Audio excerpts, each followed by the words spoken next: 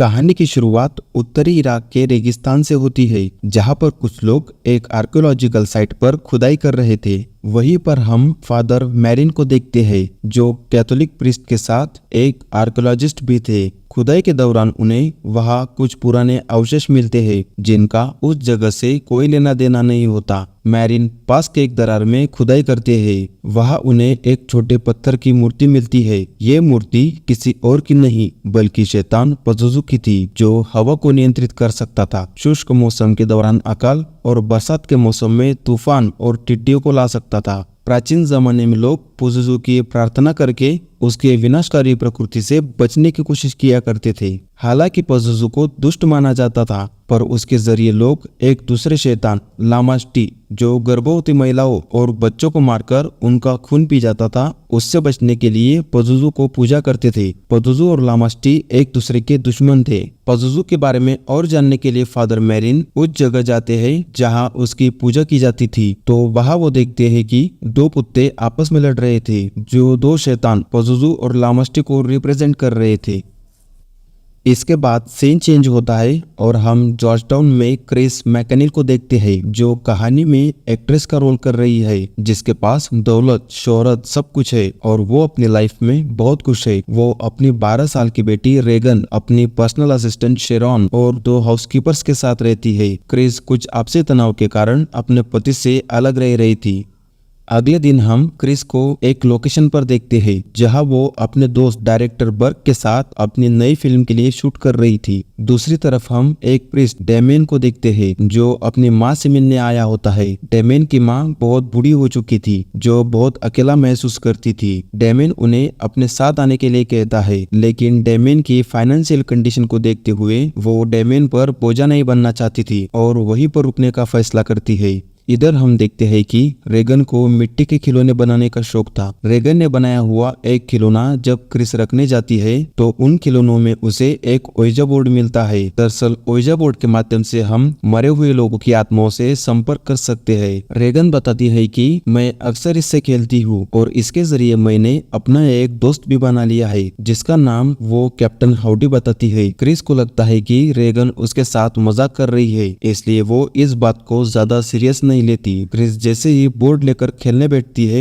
तो पॉइंटर अपने आप क्रिस से दूर हो जाता है। तब रेगन बताती है कि कैप्टन हाउडी नहीं चाहते कि आप इसे खेले। क्रिस इस बात को भी ज्यादा सीरियस नहीं लेती और इसे नजरअंदाज कर देती है। उसी रात क्रिस जब सोई होती है तो उसे किसी का फोन आता है। वो देखती है कि रेगन उसके बगल में सोई है। क्रिस रेगन से इसकी वजह पूछती है तो रेगन बताती है कि उसका बेड बहुत ज्यादा हिल रहा था, जिससे उसे नींद नहीं आ रही थी। क्रिस देखने के लिए कमरे से बाहर आती है तो उसे ऊपर वाले कमरे से कुछ आवाजें सुनाई देती है। वो देखने के लिए ऊपर जाती है तो अचानक से उसके हाथ में रखी मोमबत्ती तेजी से जलकर बुझ जाती है। वो सामने देखती है तो वहाँ उसका हाउसकीपर होता है, जो चूहों को पकड़ने के लिए पिंजरा लगा रहा था, जिसे देख क्रिस बुरी तरह डर जाती है। अगली सुबह पास ही के एक चर्च में एक प्रीस्ट फूल चढ़ाने आता है तो वो देखता है कि मदर मैरी की मूर्ति पर किसी ने खून डालकर मिट्टी से स्टैचू पर उबार बनाकर चर्च को अशुद्ध कर दिया था। इधर रेगन की तबीयत खराब होने की वजह से क्रिस उसे हॉस्पिटल लेकर जाती है, जहां रेगन अजीब सी हरकतें करती है और चेकअप के दौरान डॉक्टर से बदतमीजी से बात करती है, जिसे देख डॉक्टर्स भी हैरान हो जाते हैं, क्योंकि रेगन बहुत प्यारी और हंसमुख लड़की थी। वहाँ रेगन को एक शैतान का चेहरा दिखाई देता है। उसे देख ऐसा लगता है कि वो किसी शैतान के वश में हो। डॉक्टर क्रिस को बताते हैं कि शायद रेगन डिप्रेशन से गुजर रही है। यह सुनकर क्रिस सोच में पड़ जाती है, क्योंकि रेगन को देख उसे कभी लगा ही नहीं कि उसे कोई टेंशन या डिप्रेशन हो। डॉक्टर बताते हैं कि शायद इसकी वजह उसके पिताजी से दूरी हो। डॉक्टर उसे किसी अच्छे साइकेट्रिक को दिखाने की सलाह देते हैं। इधर डेमियन की मां की तबीयत खराब होने की वजह से उन्हें हॉस्पिटल में एडमिट करना पड़ता है। डेमियन के पास पैसों की कमी की वजह से उन्हें जनरल वार्ड में रखना पड़ता है। डेमियन की मां को अकेले रहने की आदत थी और यहाँ उनका कमरा पूरा मरीजों से भरा पड़ा था, जिससे वो यहाँ बहुत बेचैनी महसूस करती है। डेमियन की मां इसका जिम्मेदार डेमियन को बताती है और उससे बात करने से मना कर देती है। इस बात से डेमियन पूरी तरह टूट जाता है। इधर क्रिस ने अपने घर में एक पार्टी रखी हुई थी जिसमें उसके बहुत सारे दोस्त आए हुए थे कि तभी रेगन अपने कमरे से बाहर आती है और सबके सामने पेशाब कर देती है। क्रिस तुरंत उसे कमरे में ले जाकर सुला देती है। क्रिस उसे सुलाकर वापस नीचे आ ही रही थी कि इतने में रेगन जोर से चिल्लाती है। क्रिस जैसे ही अपने बेटी के कमरे में जाती है तो वहाँ रेगन का पूरा बेड जोर से हिल रहा था। इसे रोकने के लिए क्रिस भी बेड पर चढ़ जाती है लेकिन कोई फायदा नहीं होता। वो दोनों डरकर कमरे से बाहर निकल जाते हैं। सुबह होती ही क्रिस रेगन को वापस हॉस्पिटल लेकर जाती है जहाँ रेगन कोई भी चेकअप करने से मना कर देती है। डॉक्टर बताते हैं कि शायद उसे मिर्गी के दौरे पड़ने के कारण ऐसे हेलुसिनेशंस आए होंगे। डॉक्टर उसे कुछ और चेकअप करने की सलाह देते हैं। क्रिस चेकअप के लिए मान जाती है लेकिन उसके सारे रिपोर्ट नॉर्मल आते हैं। क्रिस रेगन को वापस घर ले आती है। घर आते रेगन वापस जोर जोर से चिल्लाने लगती है जिससे क्रिस डॉक्टर्स को घर पर बुला लेती है। डॉक्टर जैसे ही उसके कमरे में जाते हैं तो रेगन बड़ी ही अजीब तरीके से अपने बेड पर उछल रही थी जो किसी आम इंसान के लिए करना नामुमकिन था। डॉक्टर भी उसे देख हैरान रह जाते हैं कि तभी रेगन की आंखें पूरी सफेद हो जाती है और गले पर एक उबार आ जाता है जैसे कोई चीज उसके गले में फंसी हो। डॉक्टर जैसे उसके पास जाने की कोशिश करते हैं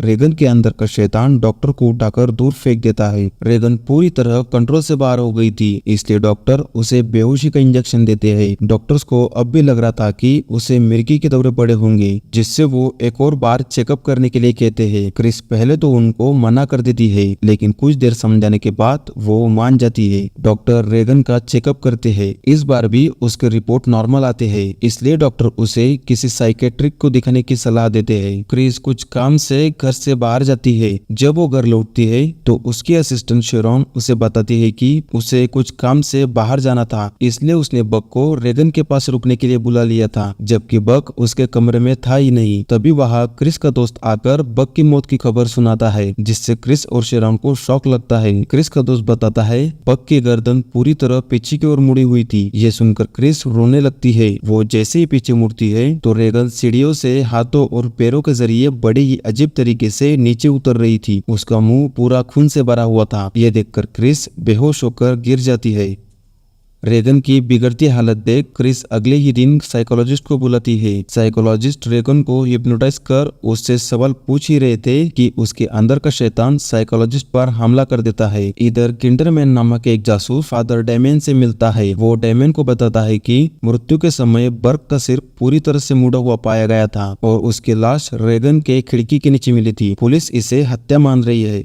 एक साइकोलॉजिस्ट के साथ हुए असफल सत्र के बाद डॉक्टर अनिच्छा से क्रिस के साथ एक और संभावना पर चर्चा करते हैं। वे शैतानी कब्जे की घटना और एग्जॉर्सिज्म का उल्लेख करते हैं। क्रिस ने कभी इन बातों को माना नहीं था क्योंकि वो पहले से ही नास्तिक थी। इसके तुरंत बाद किंडरमैन क्रिस से मिलने आता है। वो बर्क की मौत के दिन वाली घटनाओं के बारे में क्रिस से सवाल करता है जिससे क्रिस घबरा जाती है। वो किंडरमैन को रेगन की समस्या के बारे में बताने से झिझक रही थी। किंडरमैन जब घर में चक्कर मारता है तो उसने कुछ छोटे जानवरों की आकृतियां देखी जिन्हें रेगन ने बनाया था। वे चर्च में मूर्ति के अपमान की शैली के समान ही थी। किंडरमैन समझ जाता है कि कहीं ना कहीं इस केस की सारी बातें रेगन की ओर इशारा कर रही थी। किंडरमैन वहां से चला जाता है कि तभी रेगन के कमरे से उसके चिल्लाने की आवाज आती है। कमरे में रेगन अपनी बॉडी में हिंसक तरीके से क्रॉस से खुद को चोट पहुंचा रही थी। जब क्रिस उसे रोकने की कोशिश करती है तो रेगन उस पर हमला कर देती है। कमरे में रखी सारी चीजें अपने आप उड़ने लगती है। क्रिस देखती है कि उसकी बेटी का सिर पूरी तरह पीछे की ओर मुड़ जाता है और वो बर्क की आवाज में क्रिस से बात करती है। तब क्रिस को एहसास होता है कि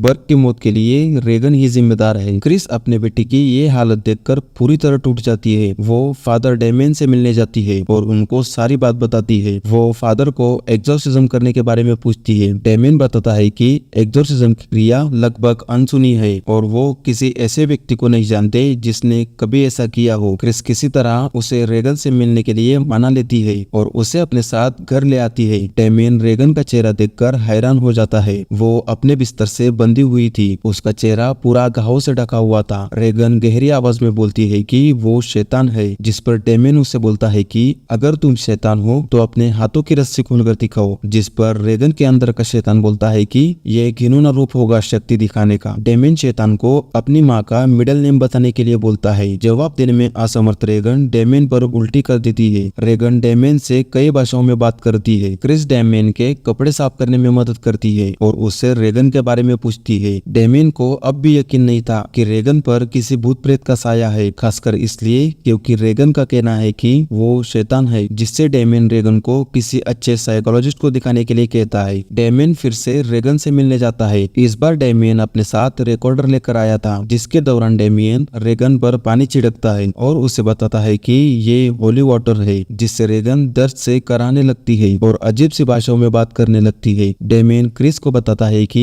चर्च एग्जॉर्सिज्म के लिए मान्यता नहीं देगी, क्योंकि उसने रेगन पर जो पानी छिड़का था वो होली वाटर न होकर नॉर्मल नल का पानी था, जिससे उसको लगता है कि रेगन मानसिक रूप से बीमार है। डेमियन बाद में रेगन की रिकॉर्डिंग सुनता है, तब उसे पता चलता है कि रेगन जो अजीब सी भाषाओं में बात कर रही थी वो असल में हर शब्द उल्टा बोल रही थी। कि तभी उसे शेरॉन का फोन आता है, जो उसे रेगन से मिलने के लिए घर बुलाती है। वहाँ वो देखता है कि रेगन के बॉडी पर हेल्प मी नाम उभरा हुआ था, जिसे देख उसे पक्का यकीन हो गया था कि वो किसी शैतान के वश में है और बड़ी मुसीबत में है। डेमियन तुरंत चर्च के ऑफिशियल्स के पास जाता है और उनसे जल्द से जल्द एग्जॉर्सिज्म के लिए परमिशन मांगता है। चर्च एग्जॉर्सिज्म के लिए फादर मैरिन को चुनते हैं, जिन्हें हमने कहानी की शुरुआत में देखा था। चर्च के मुताबिक मैरिन ने इससे पहले भी बहुत सारे एग्जॉर्सिज्म किए थे। उनके पास इस काम का अच्छा खासा एक्सपीरियंस था। हालांकि मैरिन अब बूढ़े हो चुके थे, जिससे उनकी तबीयत अक्सर खराब रहती थी। फादर मैरिन जैसे ही क्रिस के घर पहुंचते हैं, रेगन ऊपर से मैरिन का नाम चिल्लाती है, जैसे कि वो उन्हें पहले से ही जानती हो। वो अजीब से जानवर की आवाज निकालती है। फादर मैरिन डेमियन को चेतावनी देते हैं कि शैतान उन्हें अलग अलग तरीकों से भ्रमित करने की कोशिश करेगा। हो सकता है वो हम पर हमला भी करे, लेकिन हमें उस दानव की कोई भी बात नहीं सुननी है। जब फादर मैरिन रेगन के कमरे में प्रवेश करते हैं तो शैतान तुरंत अश्लील बातें करने लगता है। फादर मैरिन और डेमियन जैसे ही प्रार्थना शुरू करते हैं, रेगन बुरी तरह तड़पने लगती है। उसका बेड हवा में उठ जाता है।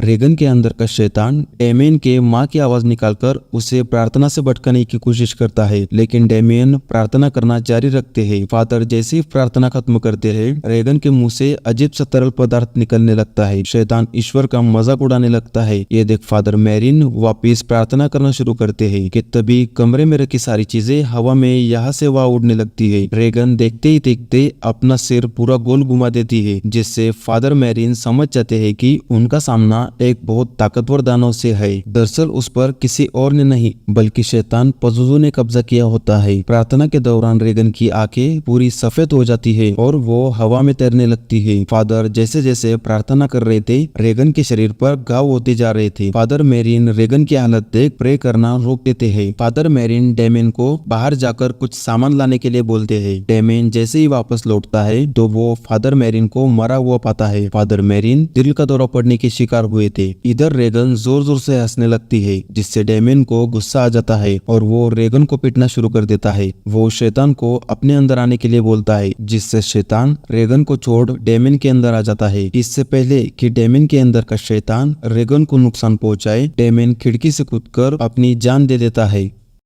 तभी फादर डायर घटनास्थल पर पहुंचते हैं और अपने दोस्त का अंतिम संस्कार करते हैं।